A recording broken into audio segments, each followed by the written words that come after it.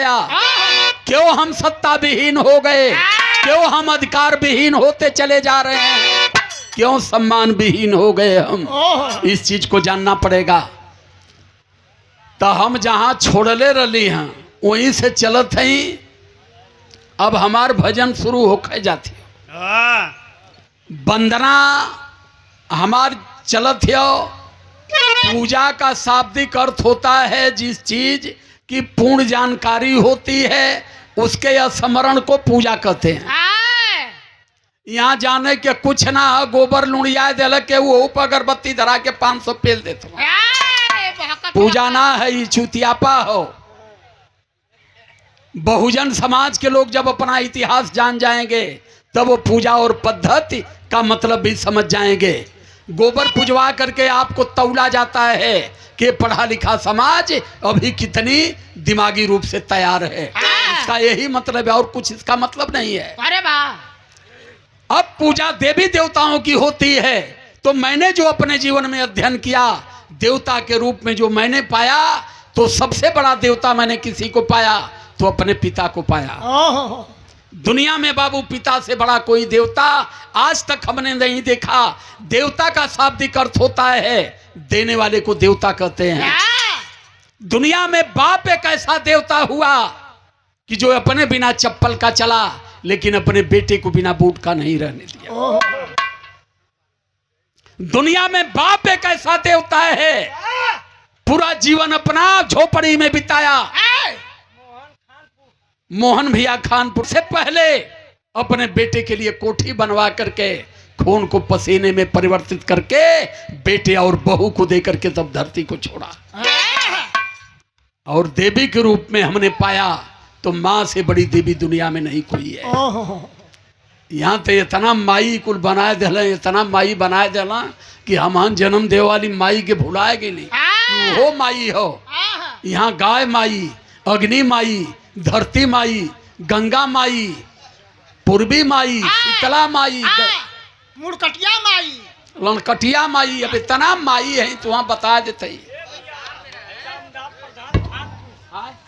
भूल गए। जिस माँ ने 47 लेयर दर्द खर्च करके हमें धरती पर उतारा वो माँ भूखी रह गई लेकिन कभी अपने बच्चों को भूखा नहीं रहने दिया। वो माँ बीमार है घर में, उस माँ की हम दवा नहीं कर पाते। हम जा रहे हैं पत्थर की माँ को मैहर देवी और बिंद की पहाड़ी पर उस माँ को खुश करने। ये क्या है? यही है दिमागी गुलामी। माता पिता के बाद इस धरती पर कोई देवता पैदा हुआ जिन्होंने हमें मान सम्मान स्वाभिमान संपत्ति शिक्षा का संपूर्ण अधिकार दिया तो उस देवता का नाम है विश्व रत्न बोधिसत्व बाबा साहब अम्बेडकर। इसके बाद कोई देवता अगर साबित कर दे धरती पर तो पूरा जीवन गुलामी करने के लिए मैं तैयार हूं। साबित करे कोई देश में 33 करोड़ देवी देवता हैं, किसी देवी देवता ने कभी हमें अगर कुछ दे दिया हो। अब देखिए हमारी वंदना चल रही है। ये वंदना का मतलब क्या होता है, सुमिरन का मतलब क्या होता है, ये लाइन हमारी स्पष्ट कर रही है। अगर हमारी वंदना पर कोई कलम रख दिया तो पूरी प्रॉपर्टी हार जाऊंगा। वंदना की फर्स्ट लाइन है, क्या तनियावा बनाएगी बाबू?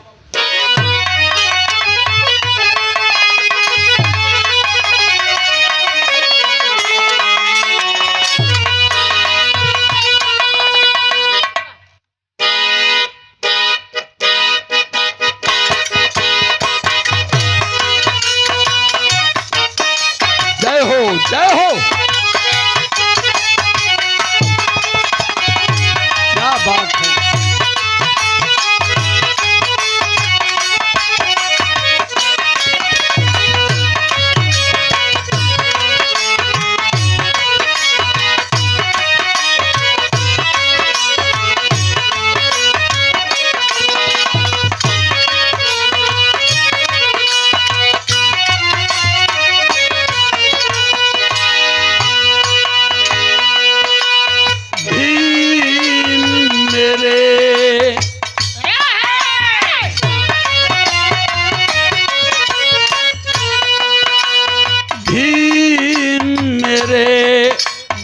भगवान तुम्हें हो भीम मेरे भगवान तुम्हें हो दूजा नहीं हमारा है भीम मेरे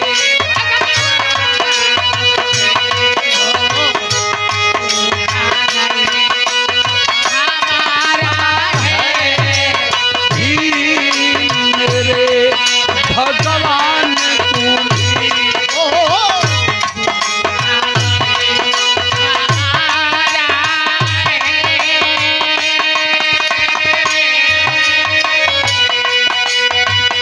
डूब रही थी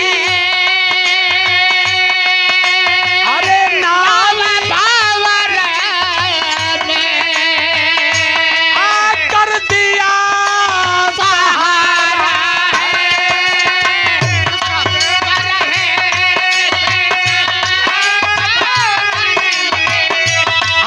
कर दिया सहारा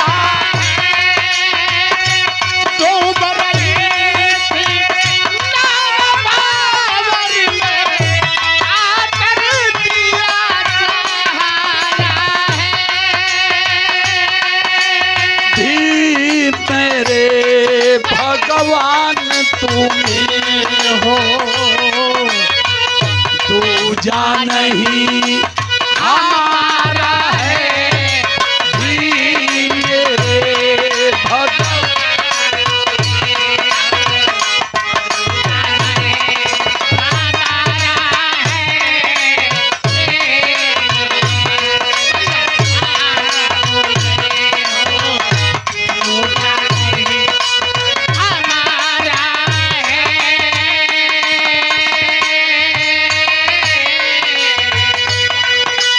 भीम मेरे भगवान तुम्ही हो दूजा नहीं हमारा है डूब रही थी नाव भंवर में आकर दिया सहारा आज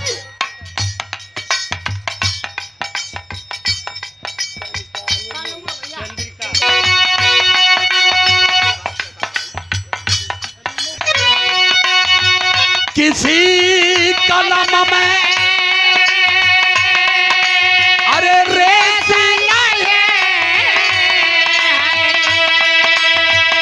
लिख दे तेरी पढ़ाई को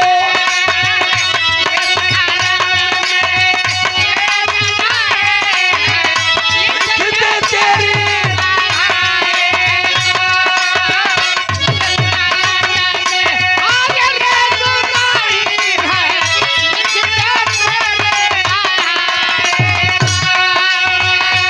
किसी डिग्री